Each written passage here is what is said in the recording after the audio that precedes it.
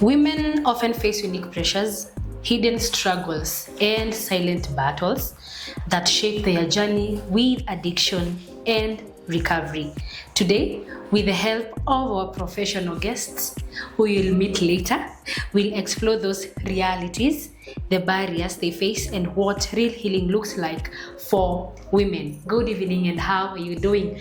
Welcome back to Inside Recovery. My name is Milka, and today I'm not alone. I am joined by an amazing guest. She's a professional. Hajawahi fika hapa, but I'm glad that she is here. So ladies and gentlemen, help me invite in 3, 2, 1, Counselor Monica. Yay!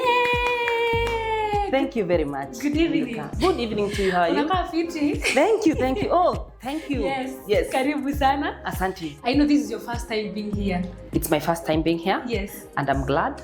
It's my pleasure to be here. Yeah, we are privileged to have you. Yes. So maybe whoever doesn't know you, maybe hajakuona. Yeah. Actually, this is your first time being here, so you can introduce yourself. Tell us who you are, what you do, etc. Good. Thank you very much again. My name is Monica Kagori. Monica Kagori is a counseling psychologist, a certified counseling psychologist. Nice. Something that I do it with a passion. Not only because I went to school, but I do it from deep down my heart. My heart goes more to women, not because of a woman, Yes. because I know what responsibility a woman carries. Yes. Fantastic. So, welcome. Yes, Yeah. karibu sana. Yes, so she's a counselor. That's our guest today. And without forgetting, this program is brought to you by NCP, New Chapter Place Counseling and Rehabilitation Center here at Kahawa Sukari. More details coming on your way. So Monica, Yes. today we are talking about women and addiction. Yes. I want you to help us understand or help us know what makes women's experiences with addiction different from men's, both emotionally and socially. Good. Thank you very much. You look at a woman. We are created differently. Women tend to carry pain quietly. When I say quietly, I mean a woman can be cooking something, the same time bleeding internally. A woman can be breastfeeding a child, but yesterday she was battered by the husband and still continue. That is physically and also draining emotionally and even psychologically. That makes it different from a man. Because a man will argue, but at the same time they're not doing that. Yes. Fantastic. Yeah. What biological, emotional, or social factors increase women's vulnerability to addiction? Okay. There are so many factors. The emotional factor, psychological factor. I would start from deep down childhood. Yeah. You grew up maybe being rejected. You grew up maybe with an absence of a parent. You grew up and experienced a difficult moment. It's called trauma. And then now life starts happening. You become this adult. You become this mother. That itself can open a door for addiction, Milka. And when it's open a door, you'll be numbing your pain with that substance.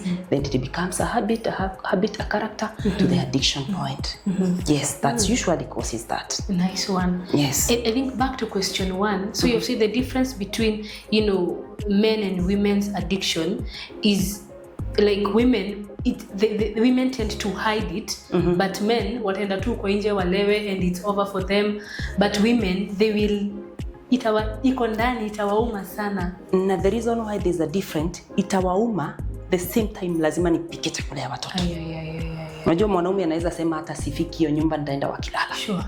Ama aseme watakula kenye watakula. Well, yeah. Wewe kama mama, you will not see your children suffer because something was happening to you. So you cry while doing it. You are carrying a baby and probably you're experiencing domestic violence. So that makes a difference between a man and a woman. What early warning signs of addiction in women are often missed by families or friends? Good. We tend to miss that. Women are associated with mood swing. Yeah, sure. You have had a comment like, when you on a period, una behave aje huyu? Udem kwani yako na periods? ushaisikia hizo comment. Because that person is somehow non-verbally expressing some negative emotion. That person might be having negative energy. So the society will look at her based on her being a woman and associate with such kind of mood swings, such kind of, maybe you are tired and people just say, amechoka. But you are suffering inside and nobody is speaking that. It's just normal fatigue, ndiye ameenda kulala. Could be in that bed, you are nursing your pain with maybe alcohol and you do not want to expose yourself. Before a woman exposes herself to public drinking, they have tried hiding it, especially a mother, because people will judge me. People will look at me like you are a bad person. So you tend to numb. So emotional moods, withdrawals, and feeling of isolation. We had chama. So you miss me one day, then the following day namkinipigia nitawaambia, leo nimeshikana. You know the shikana word is used a lot, eh? Nimeshikana. Yes. But I'm smiling and I tell people, you know something like depression. Depression has a face. You can smile. But inside of you, you are depressed. So with that, people will not be able to pick it. And there are people who are depressed, but they are smiling, they are all over. But when they go behind their curtain, that person sleep crying. That person is experiencing what we call insomnia. You know what is insomnia? It's lack of sleep. Yeah, it's true. Yes, you sleep 2 hours and you're expected to deliver. You break down in the meantime. Thank you. Women. Oh my God. Yes. So how does trauma, especially emotional or domestic trauma, shape women's paths into addiction and recovery? Okay. Trauma shapes women's path into addiction through the way you start now drinking a lot. You start now numbing yourself. You start now hiding behind a certain bottle because there's something that happened to you long time ago and you have never solved it. So instead of speaking it out, you start now getting attracted to that bottle. You get that bottle, you sleep very comfortably. It is not your natural sleep. So you are numbing your trauma. And now it's open a door for addiction. That's what now leads from one point of just tasting it and realizing, you know, when I take that Guinness, I sleep very comfortably. There's a secret in that Guinness, yeah? There's a secret in that Tusker. Yes. So nitakuwa nilikunywa nikalala vizuri. Yes. So with time now, the body start getting used to that to the point of now addiction. That now usually cause a lot of problem. Okay. Yes. Why do many women hide their struggles longer and how do stigma and judgment influence this? Many women hide this longer because of what? Do you know in our society, a Kenyan, you are Kenyan. Yes. Women are judged harshly than men. Yeah, true. So the fact that I'll be judged, I'm not a good mother. Yeah. I will hide. The moment I am judged, I go to club because I'm a prostitute. I will do what? I'll do that.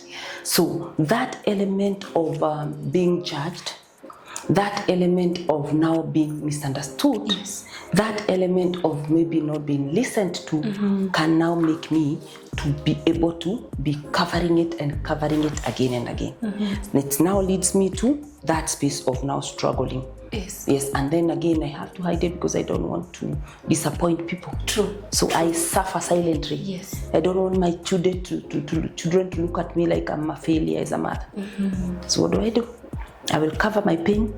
I will drink in secret until now when I become overwhelmed. Yes. Have you ever encountered with such clients? My day in day work. Oh my God. That is what I do. Someone comes to you, you will look at that person. This person is addicted. Even physically, you can be able to tell huyu mtu ni wa pombe. But they have two personality in them. That means what? Akona ule mtu mzuri hataki hiyo pombe.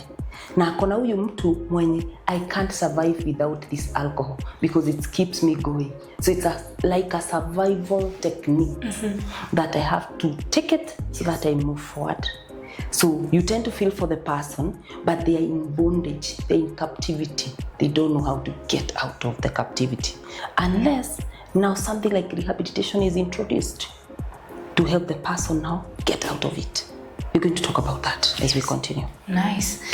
And before we continue, Yes. I may mention about that's why rehabilitation centers are there.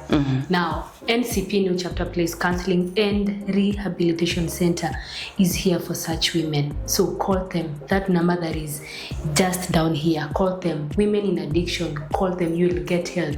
Here, she's a counselor, Monica. She will help you. Kabisa. Now, how does fear of losing children or family roles affect women seeking help? Good. If they take me out there, maybe for 3 months rehabilitation, I tend to fear that I might lose my children. Yeah. I tend to fear that I might also lose the respect. Huyu hata ameshindwa kujimanage, amepelekwa rehab. Yes. Amepelekwa place ingine. It's just a stigma around rehabilitation. It's not the truth. And then your role as a mother, you feel like it will be taken away from you. But in other sense, you're already helpless because there's an addiction. So your role, you fear that it will be taken, yet you're not doing much. It's just a mentality and a fear that is just inside there when now you become helpless and you do not know what to do. So sometimes we encourage, it's good to seek help. We encourage, get out there. Seek help. It's just for a moment and make it from your heart that this is something I need help because I'm helpless. It's not bad to seek help. I tend to tell women, it's not bad to go for a rehabilitation center. True. It's only 3 months. Yes. And you get out of there aligned mentally, aligned emotionally, aligned physically, and you can even transform your life. So the fear of losing their custody. If I'm here, maybe I can lose my home. Yeah, true. If I'm here, maybe I can lose. If I'm here, my partner may get a chance to do other things. So there are those fear that is around there, but I believe it's just because of what we call lack of psychoeducation and a denial that I have lost myself.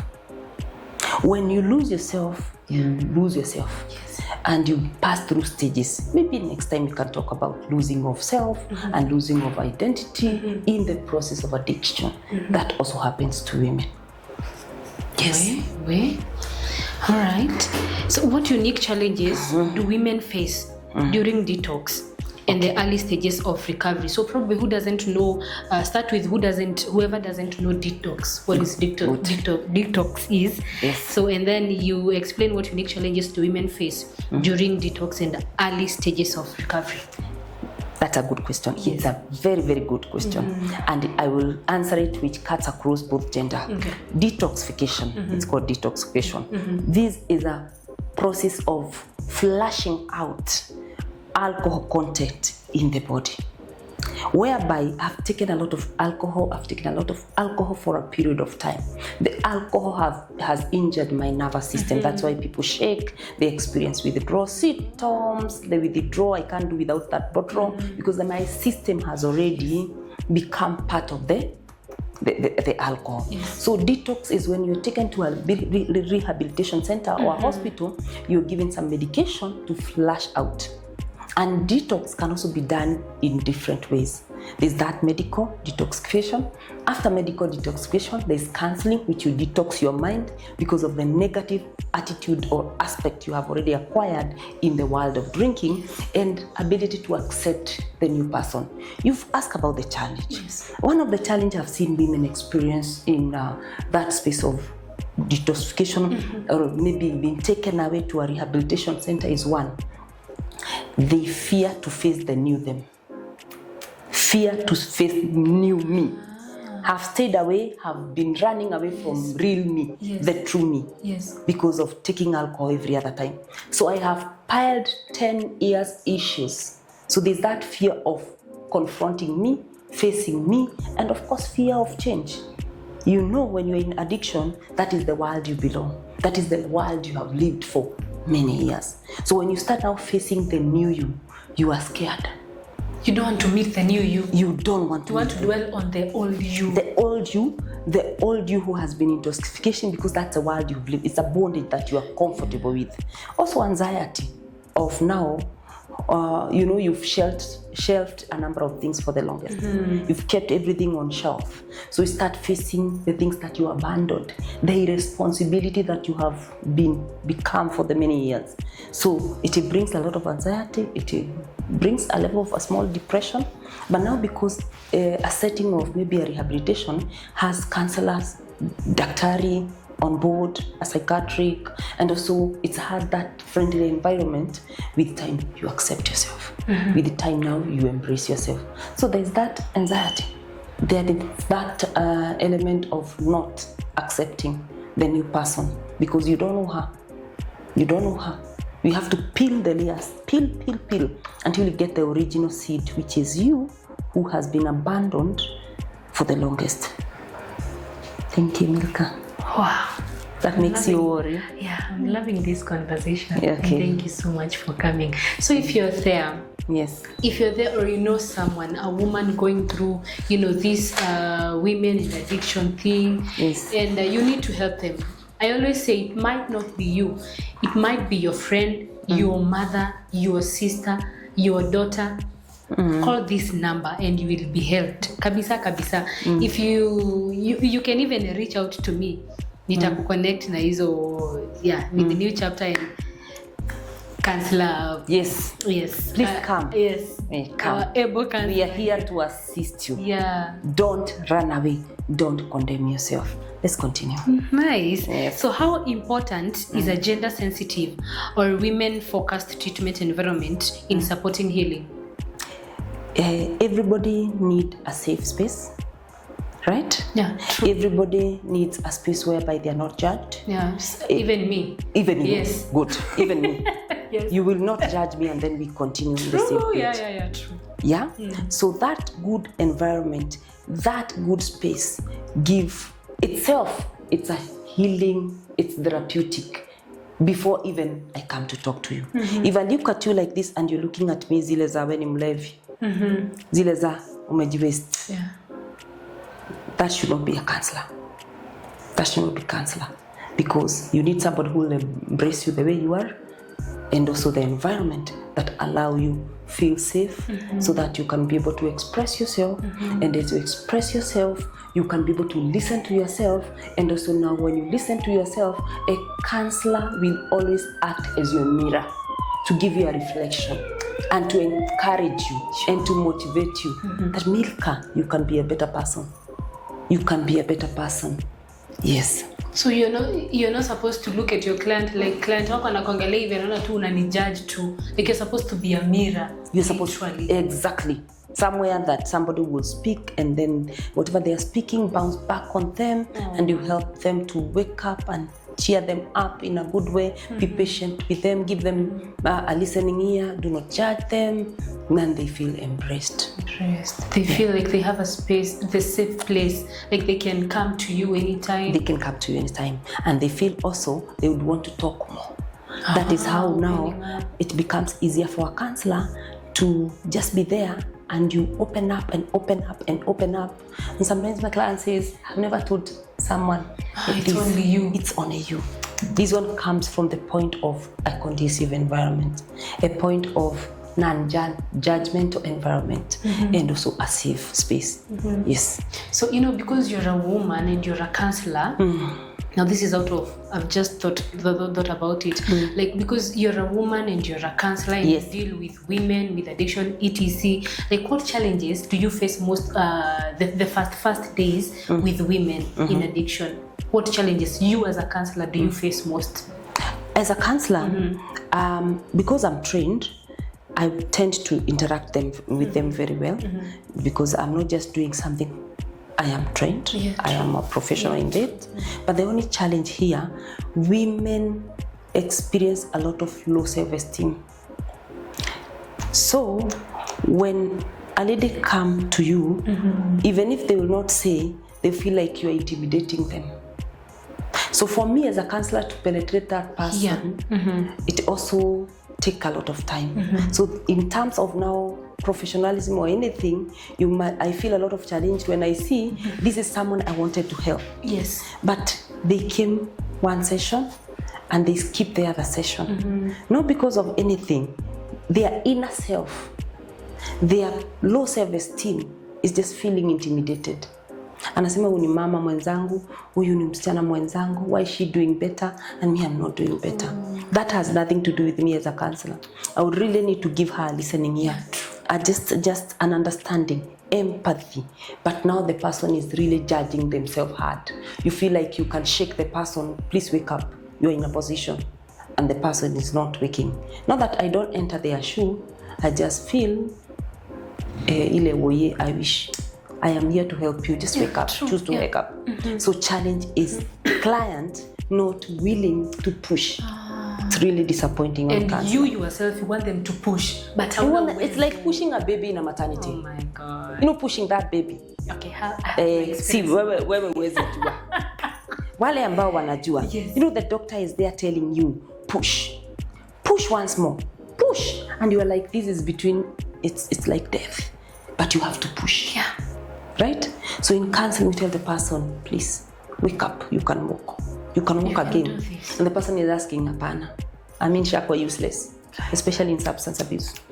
Mi siezi, please recover. Watoto wangu hawezi to trust. Oh my God. So you see them succumbing. It's painful, even for a counselor.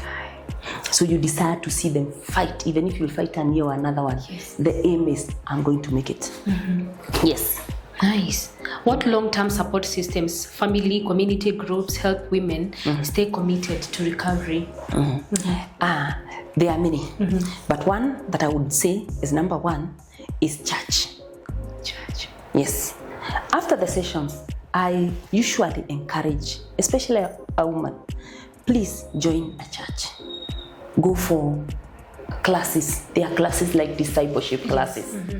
Get to understand yourself and get to connect with God on a personal level. Sure. Other support group is counseling. After even whatever treatment you're given, please have a counselor that you can walk the journey with. Another thing is family. Because of taking and being in the world of substance for the longest, they tend to feel like people are rejecting them. And it's a mindset. Your family is there. Maybe you have an auntie or an uncle. That one or two people who embrace you, please don't run away from them, because family support is very, very important. And then there's something called, if, for example, I'm more of addiction, because addiction, we encourage them to go for a rehabilitation. After rehabilitation, they are usually support groups. They are usually alcohol anonymous groups, whereby it came after people realized we've worked in addiction for the longest, and we have overcome another year. We would want to have a program we support also those people who are coming out of the addiction. Such settings are very key, in the life of recovery and addiction. Okay. Yes. So because of time, our last question I'll ask is, what helps women rebuild their identity, confidence, and purpose after addiction? Good. What helps women rebuild that? Yes. Number one, and it's number one, number two, number three, is ability to forgive self. There's no way you can change, first of all, without forgiving yourself, Milka. Even before you forgive Monica, when you forgive Milka, it becomes easier. Yeah, true. Good. So ability to forgive becomes the best thing. And then after now you are out of that space of addiction, start learning new skills. Start learning how to overcome, how to do something else differently. Start learning on how to even pray, things like that. Start even learning on how to embrace yourself, communicate, meet people in a different setting other than what you were doing before. Such kind of things really helps a lot to become a better version of the person you're supposed to become. Yeah. Forgiveness is very key. First. Learning new skill is very good. Eating healthy, because when you're in addiction, you don't eat. And you don't care actually. You don't care. Body, yeah, true. Yes. Watu wa pombe bora akule supu na kunywe. Na sasa supu in 3 days then atakula ingine. That's why they become malnutrition. So eating healthy. Redeem your body, it's very important. Redeem your mind. Redeem your inner self. Then you become a better version of you that you become. Wow. Yes. I wish you could have more time. Yes. I'm really enjoying this because it's about women. Yes, it's about... I love you're the first the first guest Yeah. as a woman hapa, so I'm enjoying. I'm really enjoying. So maybe there's a woman outside here mwenye ana struggle ako in addiction na ameshindwa kabisa kutoka. So what words would you tell them, or as we close, your final remarks or something? Your final remarks to these people. I would really want to encourage a woman somewhere, a woman like me. Yes. Please, you can hear me wherever you are. I'm looking direct to you, direct on your eyes. Don't condemn yourself. Addiction does not erase a woman's worth. It does not erase.